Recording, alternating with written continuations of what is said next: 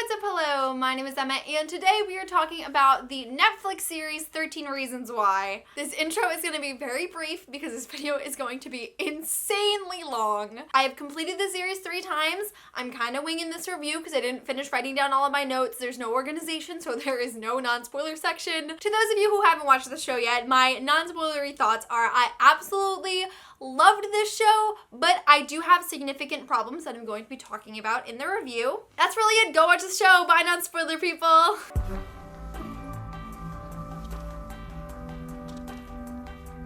I have to say, I think this is a fantastic book to screen adaptation. I think the producers did a phenomenal job at taking virtually everything from the book, keeping especially the core parts and the messages of the book, and transferring them on screen while also being able to expand on this story, these characters, this plot. Everything was bigger and better, and I absolutely loved it. If you haven't read the book, the one downside is that Clay listens to all of the tapes across one night. We don't really see him interact with anyone other than Tony, and I think Marcus is in for like a second. But in the TV show, we get to see all the other different people's reactions to Hannah's suicide in the tapes, how they're handling what she has left for them, how this group of like 11 or 12 people is now tied together, and their interactions and what course of action they're taking. I just thought they did such a fantastic job at adapting the book to screen. I don't think I could be possibly happier with just the adaptation part of it. They also had a perfect casting. They were not necessarily everyone I imagined from the books. Way more diversity, which I loved. And the cinematography was beautiful. I mean, I think everyone really picked up on the fact that they were able to distinguish between the flashbacks and the present day by Clay having the cut on his head, which is why he kept getting injured. But they also had the contrast in filter when Hannah was alive and we were in the flashback. It was bright and sunny and it had this kind of yellow filter, whereas in the present, everything is more darker, bluish greens, softer lighting. It was really, really well filmed. The overall construction of this TV series is a complete artistic masterpiece. Let's talk a little bit about the characters. I felt really connected to Hannah in this show. I think Katherine Langford did a perfect job at conveying all of Hannah's emotions when she was anxious, depressed, embarrassed, humiliated, lonely. All of that came across so well on screen. I don't know if I'm the only one that picked up on this, but they kind of made Hannah what I perceived to be kind of like a manic pixie dream girl in the first few episodes. I loved Hannah all throughout the series, but those first few episodes had me rolling my eyes like crazy. I'm sorry, no teenage girl gets on the bus, has a boy follow her, and then gets off the bus and has him take the bus to who knows where. Then in the second episode, when Jessica and Hannah approach Alex, Hannah is like, you can sit with us only if you tell us what is on that artistic piece on the wall. Those moments were like so weird and inauthentic in my opinion, but otherwise I loved Hannah and I thought that just every single scene she was in was so powerful. I love Tony. Tony is by far my favorite character of 13 Reasons Why. He has so much more development and structure to his character and it was done so well. He was really just like this source of wisdom all throughout the story that I felt everyone really needed, and I really liked his contribution to the story. But one of my favorite freaking scenes at the end is when Tony admits that he was wrong to harbor these tapes. We have to talk about this later. I loved how at the end he takes responsibility for hiding these tapes. I love that he actually gave them to the Bakers and was like, I made a mistake in hiding these from you. This is something that you guys should have.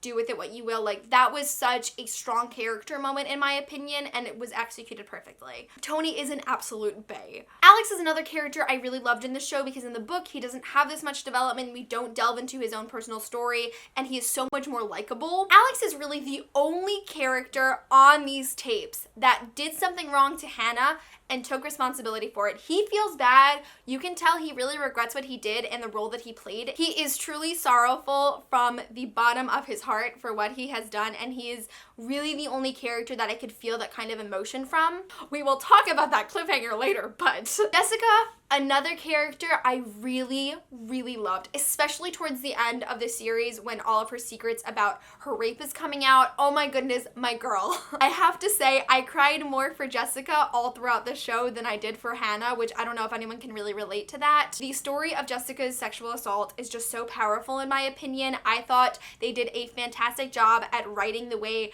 that she kind of has repressed this. Like, it's very evident throughout the series that she knows what happens to her, but she doesn't want to accept it. One of the the moments I cried the most in the series was probably when Justin told her that Bryce raped her, and it wasn't like this was a shock to her, it was just the confirmation that she needed and that was going to come through at some point. It was like the dam broke and everything came out, and I love her so much. You know, and that doesn't mean that Jessica wasn't a bitch to Hannah. Like, she made some bad decisions, she wasn't a great friend, but I think she is such a strong character. I love how at the end of the series, she is starting to tell her father, which like leads into some theories I'm going to talk about later. Jessica's a trooper. Jessica deserves so much better, and all I want is a happy ending for this girl. I truly feel a real connection to this character, and I really, really loved her. Oh, we gotta talk about Justin.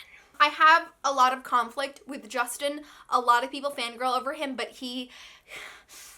Justin. I will say I feel horrible about his family situation. Growing up in an abusive household with a mother who's an addict, like, I could really, really feel for his pain, and I do understand why he was so latched onto Bryce, for somebody who could provide all of this kind of comfort for him that he never had. But he still allowed a rape to happen, and his past and his abuse doesn't excuse that, in my opinion. He knew what was going to happen. He was aware of it. If you've watched Beyond the Reason, they talk about how the bro code is, and like you feel like you owe something to somebody else, which is why he didn't do anything about Bryce, why he knew that Bryce raped Jessica for all of this time and he didn't do anything about it. He allowed the rape to happen, and that's unacceptable in my opinion. The difference between Justin's role in Jessica's rape and Hannah's role in Jessica's rape is the difference between somebody who is aware that a specific person is going to shoot a specific amount of people at a specific time, and somebody who is in the room of the shooting and attempting to attack the attacker as the attack is happening. Big difference between the two. So I have a lot of issues with Justin. I feel for what he has been through, but he is not redeemed in my eyes whatsoever. That being said, I do think that Justin is a character that can be forgiven, not condoned, and not forgotten about what he has done to Jessica, but we can move past his actions. But the only way I see that happening is if there is a season 2 and we get more development on the story. If he testifies against Bryce, that's the only way I see myself personally redeeming his character. So right now, I kind of hate Justin. I don't think him wanting to do what Jessica wants him to is like any means for redemption. I am definitely curious where this whole plot line with him taking the gun and the money is going. Like, I really don't know where that's going. So much shit happened in that last episode, man. We talked enough about Justin. Let's move on. Bryce is a piece of shit. I don't think we need to go over that in any review. I think it's pretty clear what his character represents. Zach is a really interesting character for me because you can tell he cares for Hannah. I care for him. I think he is a really nice guy deep inside. But he intentionally hurt someone, he bullied them, and he knew that Hannah was struggling and he didn't do anything about it. So compared to Alex, I'm a little bit more conflicted on Zach, but he's in no way the same level as Justin in my eyes. I think Zach made mistakes, but he does really feel bad for his actions, but I would like to see him take more of an approach in really coming clean with what he did and the fact that he did actually bully Hannah. But I think that he's a good character. I think he has a lot of potential, and I can see myself really, really liking him if we get more on his character in the future. Courtney's a bitch. Courtney's another really well-written character because I can see her struggle with her identity, and I can understand her motives, but I don't condone her actions whatsoever. It's just she didn't even just throw Hannah under the bus with the picture. She elaborated on a rumor, a lie against this girl's reputation in order to protect herself, and it's extremely selfish. I'm not going to comment on how her sexuality plays into this because that's not my place, but as humans, that wasn't a cool thing to do. As Ryan so perfectly says, fuck off, Courtney. Let's talk about Ryan. Now, I feel like Ryan and Sherry are two characters that really, really missed the mark with development. The writers focused so much on Alex and Jessica and Justin that they really put no effort into characters like Ryan or Sherry. They were significant when it was their tape, but otherwise they played no other role in the story, and I feel that that is a fault on the writer's part, but like I said, I'm really hoping for a season 2, so hopefully we'll get more out of them, but they were seriously underdeveloped characters in my opinion. Marcus is another character that also was a little underdeveloped, but he's another piece of shit. He outright sexually harassed Hannah. He did nothing good in the entirety of the story. I don't care for him as a character at all. Tyler is another character that is a horrible person. The interesting part of Tyler's character is the ending, and I don't want to talk about the ending yet. I want to leave that for the end of the video. But I would be lying if I said I wasn't highly, highly intrigued with where his character's going. I think other than Mr. Porter, that's really like all of the other characters on the tapes. So now let's talk about Clay. Clay is a character I have issues with. Everyone is like, I need a Clay, oh my god, and I am like, we got some problems here. My issues with Clay start with the book, where I feel like Clay is written as the protagonist as a way for us to have somebody who would have access to the tapes, somebody who belonged on the tapes, even though Hannah outright says that he didn't, somebody who we could read about listening to the tapes without them having significant actions where we had the potential to hate them. Like, I just think that he was not necessarily the best choice as a protagonist. They did develop on him more in the show. Like, I definitely like show Clay better than book Clay, but we still have some issues with his character. I think the problem with Clay lies in the fact that he is consistently saying that he should have loved Hannah more, he should have been honest about his feelings with Hannah, and then she would still be here. Like, he believes he could have changed something, which I understand is a reasonable reaction to suicide. It is so often that loved ones blame themselves for what has happened, and they go through all of their past actions trying to analyze what they could have done differently. And I was really, really happy because they started focusing on the fact that you can't love someone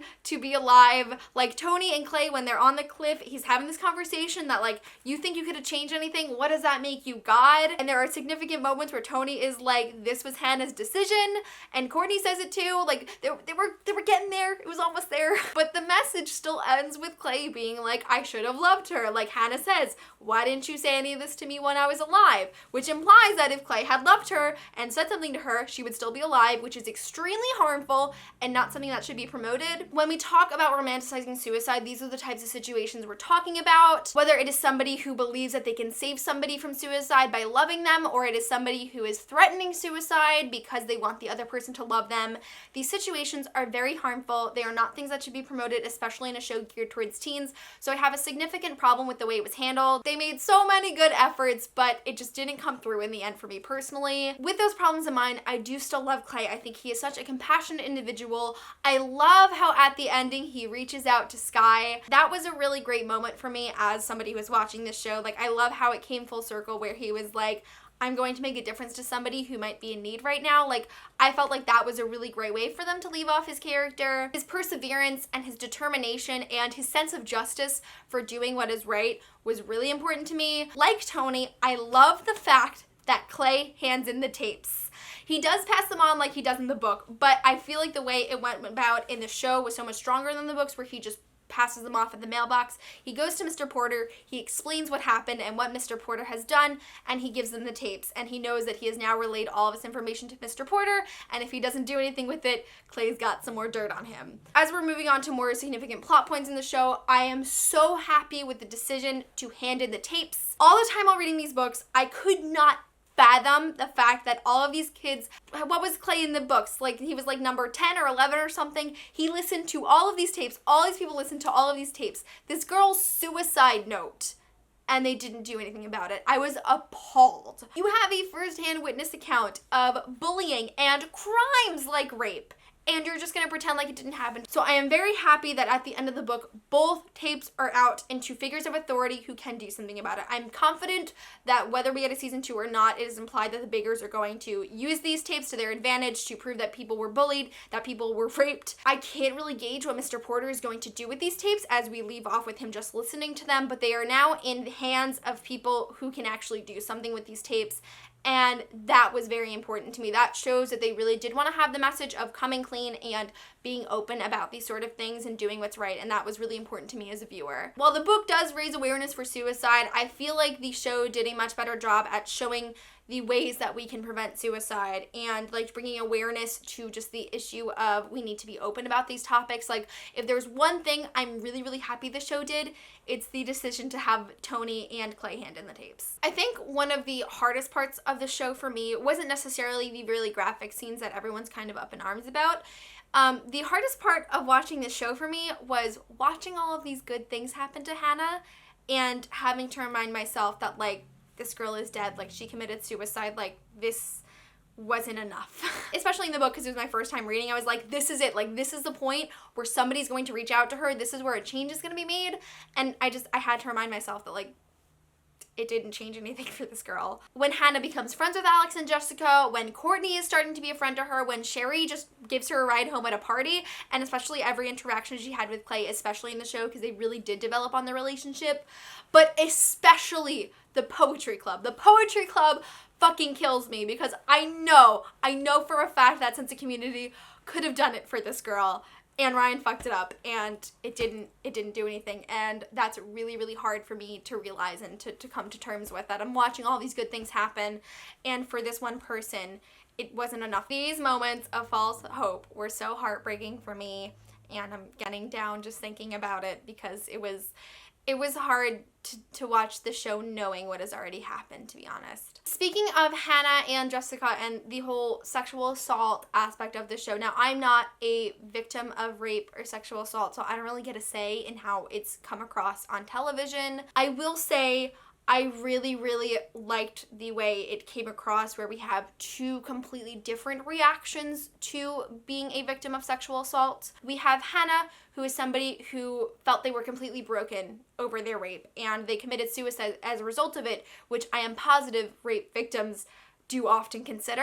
So I feel like Hannah really served as somebody they could identify with. But then we have Jessica, who knows that this problem has happened to her. She's repressed it, and when she is finally coming to terms with accepting it, she is kind of making moves to do something about it. She doesn't want Clay to burn the tapes because she knows that this counts as evidence if she does want to do something with them. You know, that conversation with Clay was really important to me because it showed that she had an option and she had people that would fight for her, and I think that's something that a lot of survivors of rape need to know. She starts cutting toxic people out of her life. She knows what Justin has done to her and that he is part of the reason that this happened to her, and she's not fucking with him anymore, and I think we all know that. But especially the fact that we leave off as her starting to open up to her father. Like, it's very clearly implied that she's going to tell her father what happened to her, which is something I feel a lot of people might need reminders that this is an option for you. So I loved the fact that we had a victim of rape who I think a lot of people could identify with, but I also like the fact that we have a character that they could also probably identify with, but somebody who has a more positive reaction to it, who is making efforts to fight against this and to stand up for themselves and to not be silent about what happened to them. Like, the ending message with Jessica was so important to me, and I really, really liked the direction they're going in. One of the things I am conflicted AF on is how they represented the school's reaction to suicide. I loved it. Like, I loved it at first because I am like, they're showing the corruption in school administration of how they handle topics like bullying and sexual assault and suicide. All throughout the show, every major school administrator except for Mrs. Bradley, who is the communications teacher, they are trying to cover it up. When Alex gets into a fight, whether it's Hannah's suicide, the bullying, they paint over the slurs on the walls. Because the school is under attack and they're really vulnerable at the moment, their only concern is for how they're going to look to the public and what their budget is going to be. They're not concerned with the actual students, and that's something that happens. Mr. Porter is a great example of this. I especially loved the moment, well, not loved, but like for the artistic vision of it, I loved the fact that we saw him rip out the date of his appointment book when Hannah came to see him because of the tapes got out. If anyone found out that Hannah went and reached out to Mr. Porter right before her suicide and they found out that he didn't do anything about it or report it, he would be completely fucked. I loved that they exposed this. Like, #exposed. I was so happy to see this real life issue that happens in school administration all the time portrayed so blatantly on screen. But my problem with it is it doesn't show a very healthy representation of students who reach out and are in need and their school is not paying attention to them. Like, that's a big problem. So I love it for so many great reasons, but I also have a big issue with it. To move into like season 2 theories, if there is one, I really hope that the school comes under fucking fire when the Bakers release these tapes. I hope all the school administrators are accounted for. I hope Mr. Porter is fired and gets into a lot of trouble for his negligence. Like, I really, really hope that the school pays for the role that they played in this. But I also hope with the end of this series leaving off with Alex attempting suicide and being in critical condition, I really hope Alex survives, and in season 2 we are able to see him recovering and going to therapy and reaching out to people and actually getting help and like kind of being this representation of how you can come away from all of your depression and suicidal ideation. What was lacking in season 1 with the representation for positive treatment and whatnot. I really hope that is something that we can explore with Alex as somebody who is like kind of a second chance for showing suicide awareness and how you can get help from it. While we're on the topic of Alex, I told you this review is all over the place. So we are under the impression that Alex has shot himself in the head at the end of season 1. He is not dead yet. He's at the hospital in critical condition. As I said, we have Tyler, who purchases a gun in the series. At the very end, we see him having ammunition, tons and tons of ammunition in his room. And at the very, very end, right before we find out about Alex's supposed suicide attempt, he has pictures of all the people with the tapes. And we go through this flashback of Alex standing up for him, and Tyler rips down a picture of Alex that he had. Originally, my first thought was, holy shit, Tyler is going around killing the people on the tapes. He shot Alex first. That's why he took down his picture, because it was his first target. But then after speaking with my best friend Michael Bookline and reading articles online, it is apparent that the intention of this was not that Tyler necessarily killed Alex, but that while we were so focused on Hannah's story and Hannah's suicide, we missed all of the signs with Alex, which is fantastic and such a fantastic executive artistic decision. Blew my fucking mind. So I kind of disregarded this theory I had where Tyler was killing Alex, especially because he has so much ammunition. If he was only aiming to kill these 12 or so people, he wouldn't need that much, unless he was aiming to kill all of them at once, which it doesn't really seem like that's the intention, as we only leave off with Alex being the person with the gunshot in his head. I don't really know, but I'm kind of leaning towards the fact that it was an actual suicide attempt on Alex, and hopefully in the second season we see him survive. We see him become a vision of how you can overcome suicide and whatnot.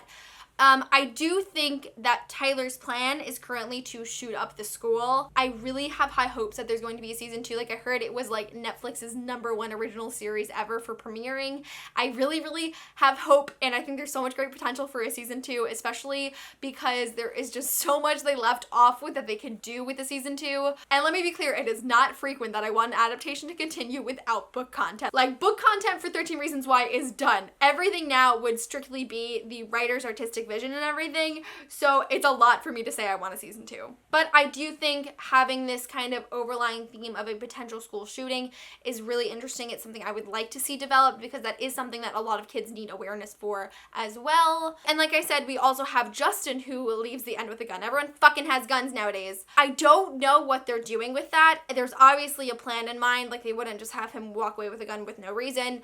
I've seen some theories that he's maybe going to go after Bryce for what he did with Jessica. I hope not, because Bryce deserves to rot in jail. But it's another possibility. There are just so many things going on that could be explored in season 2, and I really, really hope we get it. Let's talk about trigger warnings. Now, 13 Reasons Why. In significant episodes, I feel like it might be like 9, 10, and 13, or 12, maybe, I don't know.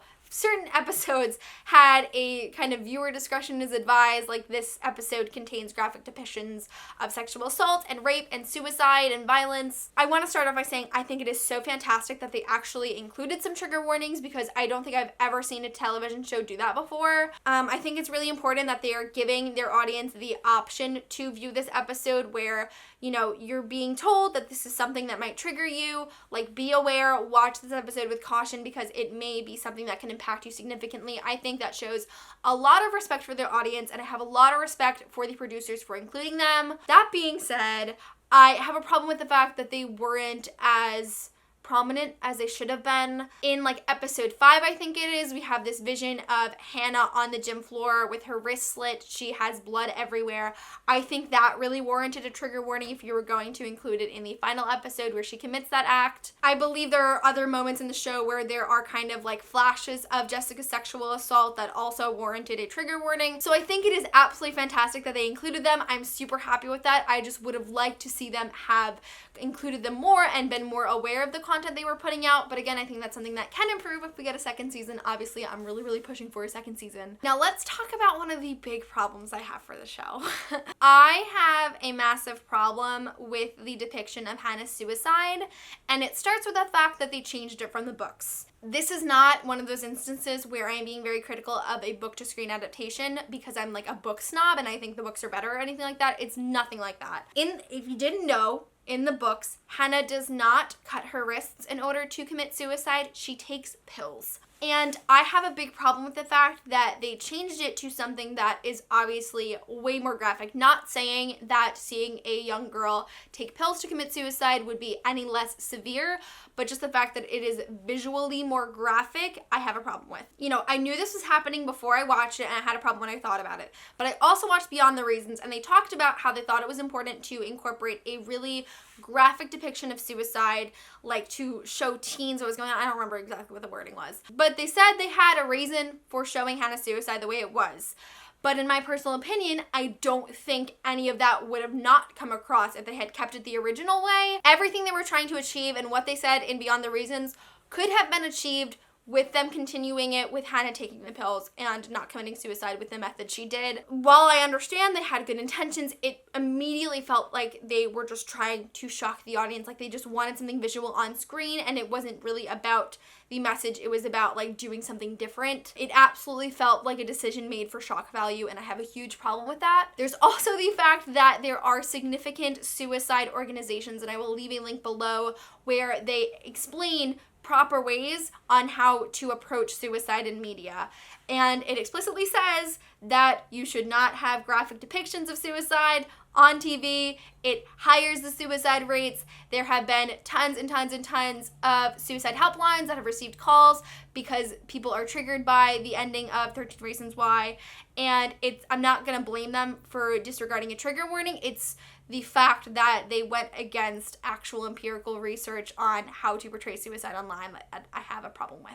And I cannot say for sure that them keeping the method Hannah chooses in the book would have been more positive, that it wouldn't have encouraged more suicide. Like, I don't really know exactly what they consist of a graphic depiction of suicide, but absolutely I believe that all of the blood and the way that Hannah does it on screen is way more graphic than if she was taking pills. But I just think they made a really, really bad decision in showing it. I am torn because I do really like honest portrayals of suicide, and at first part of me was like, they're really doing something different. They're not shying away from the difficult topics. But then, like, the psychologist in me is like, there is empirical research that this is harmful, and they disregarded it, which is a big problem. So I love it, but I have a really big problem with how they chose to portray Hannah's suicide. So I think that really completes my review on 13 Reasons Why the series. Like I said, I really, really loved it. I watched it 3 times. I wrote my positive psychology term paper on it. I personally think it's a fantastic show that deals with a lot of important topics that teens should be exposed to, that